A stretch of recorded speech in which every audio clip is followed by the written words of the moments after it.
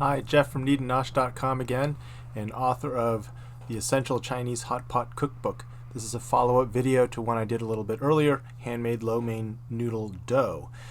In this video we're going to look at using that same dough actually to make dumpling wrappers as opposed to noodles. So let me go ahead and hit play on my end and we can kind of talk through the video and see what we did here. So to start with, you can see here I've got some dough that I'm playing around with. This is 1/2 of the recipe that was made in the noodle dough recipe. So this is 50% of that dough, and so you can expect from this much dough, you should be able to portion this out and get about 18 or so dumplings of a kind of pretty normal size. You can see I'm splitting it in half here, and then I realized that one end of those little ropes are pretty skinny. But anyway, I'm going to go ahead and chop these things into hopefully somewhat equal sized pieces. When I do this and I know that I've got one end that's a little fatter than the other, I tend to get a little bit wider and wider as I cut, and you can see here at the very end I kind of decided not to even chop that last piece and just leave it as one. And then there's one little teeny piece in there I think that might have even ended up being a 19th wrapper that might end up being a little smaller than the others. What I'm doing now though is I'm rearranging some of these so that they are cut side down and up as opposed to the round side on the edge, and then I kind of reform it to try and get rid of the squish that happened when I cut it so that it gets a little bit more circular. You'll always find that if you can get your dough to be somewhat round before you start to squish it, you've got a piece of dough that's just some random shape and you start to roll it and to try and get into a circle, it's never going to end up as a circle. It's going to end up in some other just stretched out version of that random shape. So try and get it close to a circle. That's usually why you roll it into a rope and then cut kind of coins, so to speak, and then flip them so they are that cut side on the board and cut side facing up, and then do a little rearranging on it since it got squished when you push down on it with your knife or your tool there, and then you can flatten it with your palm and you'll get a much rounder piece to begin with. And you can see what I'm doing here though after I squish this thing down with my palm is just do a couple little rolls with the rolling pin, rotate a little bit, try and keep it relatively circular, and then I'm going to start rolling this where I'm just rolling about 1/3 to 1/2 of the way in and then rotating the dumpling wrapper as I go, and I go around until this thing gets to be about 3 to 3.5 inches in diameter. The idea here is the center of the wrapper should be a little bit thicker than the edges. You want the edges to be a little bit thinner because of course when you fold the dumpling over, the edges are going to then double up on each other and they'll be thicker there, and so you don't need it as thick on the edges. And if you're doing any kind of pleating, it also makes it easier to do the pleating side.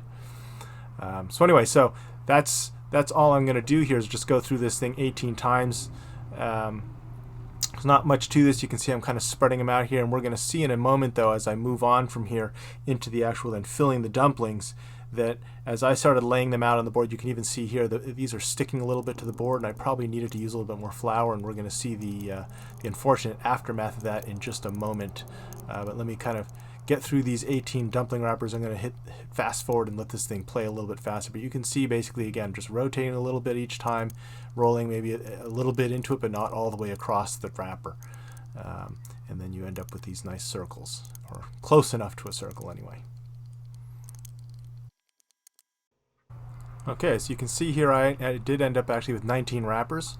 So as I said, you should be able to get about 18 or dumplings out of this. These dumplings, because I'm making them for hot pot and I know I'm going to boil them, I'm just going to do a simple half moon. So just put some filling into it, fold it over, try not to capture any air in there, and just kind of press the edges down. Some people will literally do this thing where they kind of squish it hard like that. You can see I kind of put it between my thumb and pointer fingers.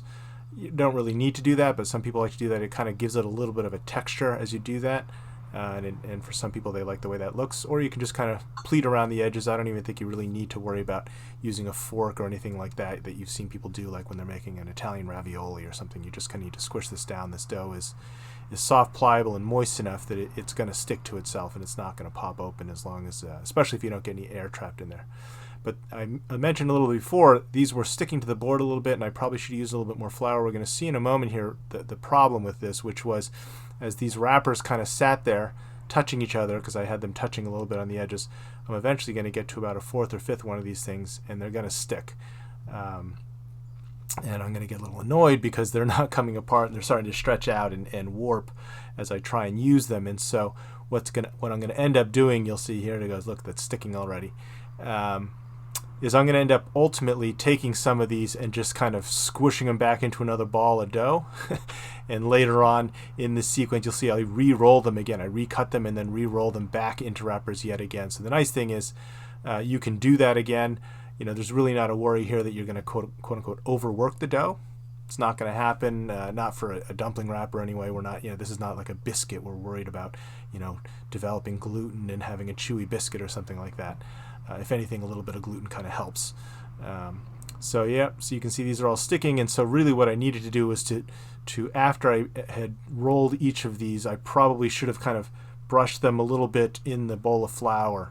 And I'll show you in a moment another little video of me working on some other dumplings when I did just that. So after each wrapper, I had a bowl of flour that I kind of just dropped the wrapper in and kind of scraped the front and the back of the wrapper across the flour just to get a little bit of flour onto them so that as I laid them out, they wouldn't stick to each other. So there you go. There's that ball of dough that I just decided, okay, this is just not working. Let me fix these, and then in fact I went off to go get a tray here so I could get this thing set up. So the other thing to do is when you're making these dumplings, if you know that you're going to then store these, or you're not going to immediately go and eat these things, and you need to kind of keep them around, if they're just hanging out sitting on a board like this, they will eventually stick to that board, and then you'll be even more frustrated because you try and pull them off, they're going to tear open and the filling's going to come out. So really what I find is most successful is I actually get a sheet pan and I put a piece of parchment paper in it, and then I lay the dumplings out on the parchment and just make sure they're not touching. You don't really have to flour these as long as they're on the parchment and they're not touching anything. And then from here, when I'm done, I will take these and literally put them into the freezer. And while they're in the freezer, they will actually start to freeze up, harden up, and they won't stick to the paper, or the amount of stick that they do, you can easily peel them off the paper. And then once they're frozen, even just 30 minutes in, 20 minutes in, you can peel them off the paper. They may not be totally frozen through, but they're frozen enough. You can then put them into a Ziploc bag, keep them in the freezer, and then when you're ready to eat them, you can just pull them out, cook them from frozen. But that's really the easiest way. If you leave these sitting on a plate out and about, or literally cover it with plastic and put it in the fridge, the moisture that's in the wrapper and in the filling is going to leach out, make it wetter and stickier, and it's going to stick to whatever you left it on, even if you try and flour the plate or whatever you put them on. So probably really it does work best, put them on parchment paper. I've tried using foil. The foil just tears and sticks, so don't use foil. Plastic wrap doesn't work either. Parchment paper really is your friend here, so if you can get some parchment paper, use that. And again, you can see here I'm just going around and sealing the edges. I did this one so you can see I start at one end, go to the other, and make sure I don't get any air bubbles in it. Pretty simple, and that's all you really have to do. And then you'll see here, as I get through these last couple, I'm going to take that group of dumpling wrappers that I messed up and got them all stuck together and balled them up into a ball of dough, and I'm just going to do the same thing, roll them back out into a rope, portion them out, flatten them, and roll them back into wrappers. So the good thing is it's not a lost cause. It just meant a little bit of extra work on my end. So I'm going to let this thing go into fast forward again so you can kind of see that, and then I'll show you real quick. I'll put a little clip in here of when I did this and appropriately floured them so they would not stick to each other. And as promised, here's another video of some more dough. And this is actually an entire recipe's worth of dough. You'll see some people do this too. They kind of form this thing almost into a bagel, and they kind of stretch it out. They punch a hole into it and do this. The reason you do this is actually because it's easier, as I mentioned at the very beginning of this, to always keep dough in the same shape that it's in, so to speak. So this actually gets you somewhat of a rope to begin with, and then I can divide this thing in half. And it's easier then to take one of these and then roll it out into a rope, as opposed to taking the big giant ball of dough and then trying to roll that and squish it and get it long into a nice even rope. So by making that kind of bagel shape, by punching a hole and then stretching it out, you get a much more even rope to begin with that you can then more easily turn into a rope that you can cut into dumpling-sized pieces. So here you go. I'm looking at this, trying to figure out the math. If I divide that in half, then I should get about this many, and so on and so forth. So this time through, I think this is a whole recipe. I actually ended up with more than 36 dumplings, but you usually, for a whole recipe worth of 2 cups, you should be able to get 36 dumplings pretty easily out of that collection there. And you can try and count that. Anyway, I'm going to play this out there, and again, you can squish these things down. I'll get this thing into fast forward in a moment here so you can see. But what I am going to end up doing as I roll these things out, you'll see, is that I'm then rolling them, and then you can see that bowl of flour where I actually then kind of wipe it in the flour a little bit, just so that any moisture that's on there, it kind of picks up some flour to give it a little bit of more dryness so that it won't stick to each other. And then kind of laid them out, and I actually even just put them on the parchment there, not that they're not going to stick there if they weren't floured. But anyway, but this actually made it a little bit easier, and these things didn't stick, and I was able to make dumplings without them without getting frustrated with having all my rolled out wrappers stick to each other. So don't forget, for more information about the Essential Chinese Hot Pot Cookbook, or more videos and other information about hot pot in general and where to find ingredients and all that kind of stuff, neednosh.com/hotpot.